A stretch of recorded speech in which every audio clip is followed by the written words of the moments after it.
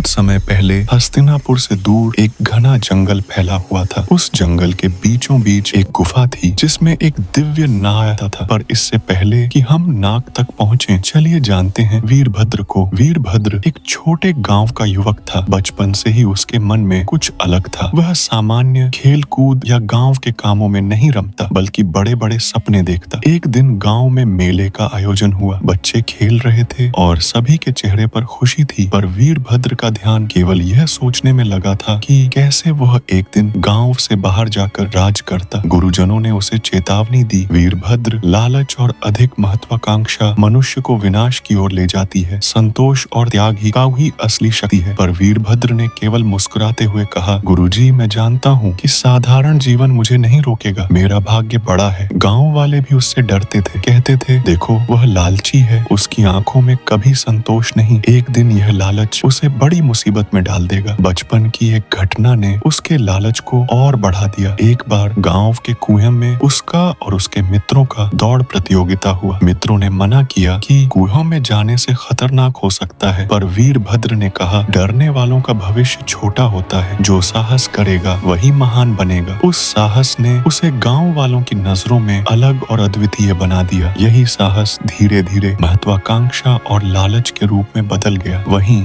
जंगल की गुफा में रहस्यमय नाग रहता था। उसकी आंखें अग्नि की तरह जलती थीं और फन पर नागमणि चमकती थी। नाग केवल खतरा नहीं था, वह बुद्धिमान, समझदार और रहस्यमय भी था। वह कभी कभी अपने ज्ञान से लालची मनुष्य को सही मार्ग दिखाने की कोशिश करता, लेकिन जो चेतावनी नहीं मानता उसका अंत निश्चित था। गाँव वाले और गुरुजन हमेशा बच्चों और युवाओं को नागमणि और उसके रहस्य से आगाह करते। गुरुजी कहते, वीरभद्र, कभी भी किसी चीज के पीछे लालच मत करो। नागमणि केवल दिखावे की माया है। जो इसे पाने की कोशिश करेगा वह खुद अपने हाथों से विनाश बुलाएगा। गांव वाले भी कहानियां सुनाते, देखो कई लोग गए पर लौटकर कोई नहीं आया, केवल गुफा की आवाजें और धुआं रह गया। वीरभद्र की यात्रा शुरू हुई। जैसे ही वह गांव से दूर हुआ, चारों ओर घना जंगल फैला हुआ था। पेड़ इतने ऊंचे और घने थे कि सूरज की रोशनी भी मुश्किल से जमीन तक पहुंच पाती। हर कदम पर पत्तों की सरसराहट, पेड़ों की शाखाओं से टकराती ठंडी हवाएं और कहीं कहीं चमकते कीड़े जैसे रहस्यमयी चमक बिखेर रहे थे। रास्ते में वीरभद्र ने देखा कि कुछ जाले पेड़ों से लटक रहे थे और उनमें रात के जीव फंसे हुए थे। हर कदम पर जंगल का अजीब संगीत सुनाई दे रहा था, कहीं उल्लू की हूक, कहीं छिपकली की खड़खड़ाहट। वीरभद्र का दिल धड़क रहा था, पर उसकी महत्वाकांक्षा ने डर को दबा दिया। अंततः वह उस गुफा के सामने पहुंचा। गुफा का मुहाना अजीब और डरावना था। ठंडी हवाएं बाहर से आती और भीतर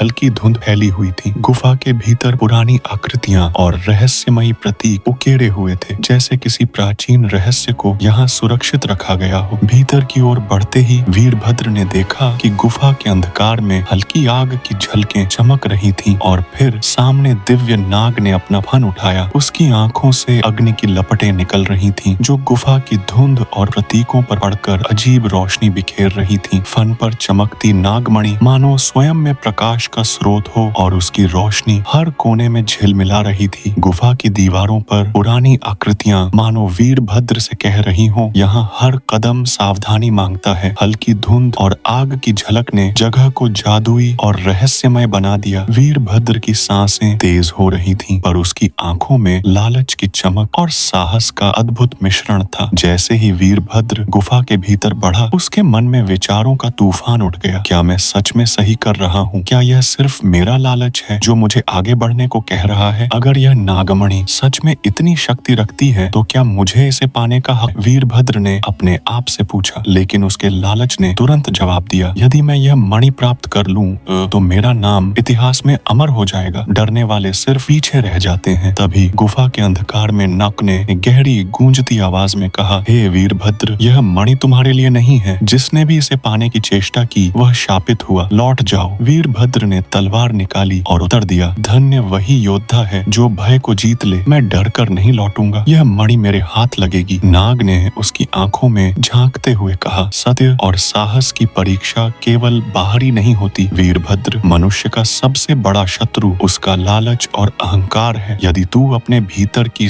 इस आग को नहीं समझेगा तो विनाश तेरा इंतजार कर रहा है। वीरभद्र ने मन ही मन सोचा, क्या यह सच है? क्या मेरी महत्वाकांक्षा मुझे अंधा कर रही है? है? क्या मैं अपनी महत्वाकांक्षा और लालच के कारण विनाश को आमंत्रित कर रहा हूँ? लेकिन उसने अपने दिल की आवाज को अनसुना किया और कहा, यदि यही मेरी परीक्षा है तो मैं इसे भी पार कर लूंगा। गांव में दूर गांव वालों और गुरुजनों की बातें अब भी उसकी आंखों में गूंज रही थीं। वीरभद्र, लालच मनुष्य को गुफा की आग की तरह जलाता है। यदि तू सावधान न होगा तो यह आग तुझे भस्म कर देगी। गुरुजी ने भी चेतावनी दी थी, सपने बड़े रखना अच्छा है, पर लालच और अहंकार में खो जाना मनुष्य के विनाश का कारण बनता है। याद रख वीरभद्र, सच्चा साहस वही है जो ज्ञान और विवेक के साथ हो। वीरभद्र जैसे जैसे गुफा के अंदर बढ़ा, वातावरण और भी रहस्यमयी हो गया। ठंडी हवाएं अब उसकी पीठ पर जैसे हाथ फेर रही हो। हर कदम पर अजीब आवाजें सुनाई दे रही थीं। कहीं पत्थरों की हल्की खड़खड़ाहट, कहीं अजीब फुसफुसाहटें, मानो गुफा खुद उसे चेतावनी दे रही हो। दीवारों पर उकेरी गई गूढ़ आकृतियां जैसे जीवित हो उठी हो। कभी कभी हल्की चमकती चीजें उसकी आंखों के किनारे से दिखाई देती और फिर गायब हो जाती। वीरभद्र के दिल की धड़कन तेज हो गई। क्या यह सब मेरी आंखों का भ्रम है या सच में कोई शक्ति मुझे रोक रही है? वह सोचने लगा। अचानक एक विशाल छाया उसके सामने आई। वह जंगल का एक रहस्यमयी जीव था, चमकती आंखों वाला सांप जैसा प्राणी। उसने वीरभद्र के मार्ग को रोका। वीरभद्र ने साहस दिखाते हुए अपनी तलवार उठाई। जैसे ही उसने कदम बढ़ाया, प्राणी धीरे धीरे गायब हो गया, मानो यह उसकी परीक्षा थी, बाहरी साहस परखने की। गुफा के भीतर और आगे बढ़ते ही उसने देखा कि वर्ष पर अजीब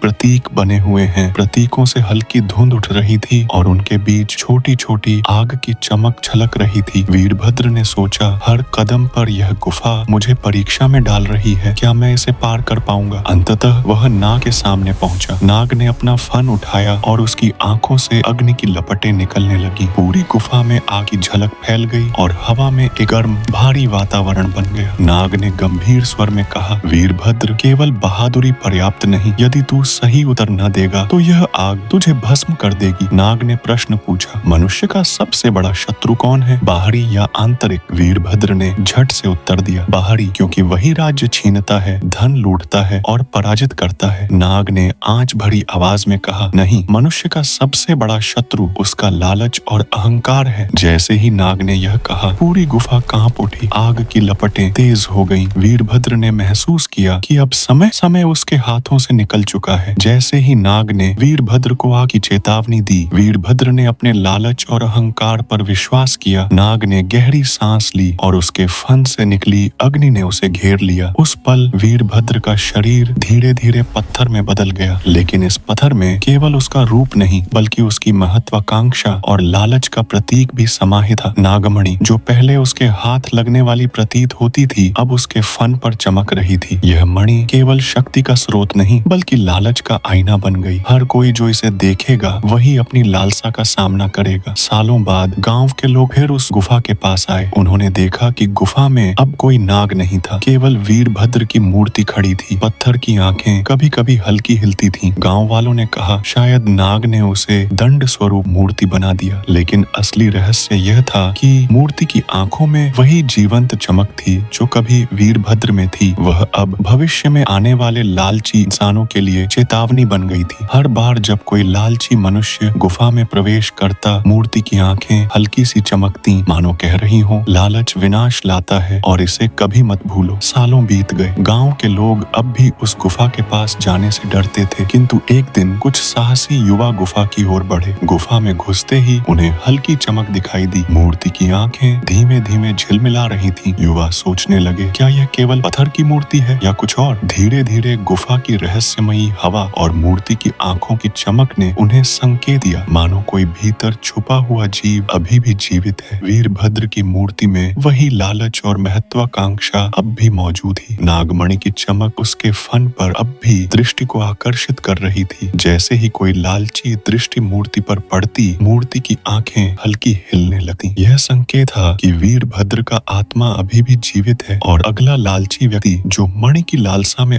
आएगा उसकी परीक्षा का सामना करेगा। ट्विस्ट का रहस्य धीरे धीरे सामने आता है। मूर्ति केवल दंड नहीं बल्कि चेतावनी भी है। यह दर्शकों को यह एहसास कराता है कि लालच केवल आज के लिए नहीं बल्कि हमेशा विनाशकारी है। गांव वाले अब भी कहते हैं, जो कोई भी लालच में अंधा होकर यहाँ आता है वह उसी रास्ते पर चलता है जो वीरभद्र चला और मूर्ति की आंखें उसे हमेशा देखती हैं।